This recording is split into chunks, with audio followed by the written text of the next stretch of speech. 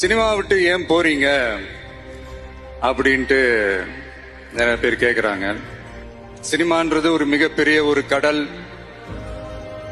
அதுல ஒரு கரையோரமா ஒரு சின்னதா ஒரு மணல் வீடு கட்டணும்னு தான் நான் ஆசைப்பட்டேன்.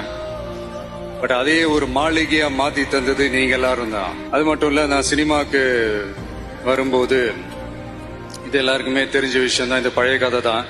நான் ஃபேஸ் பண்ணாத விமர்சனங்கள் இல்ல, நான் ஃபேஸ் பண்ணாத அவமானங்கள் இல்ல, இந்த மாதிரி நிறைய காயங்கள், அதெல்லாம் தாண்டி தான் வந்திருக்கிறோம்.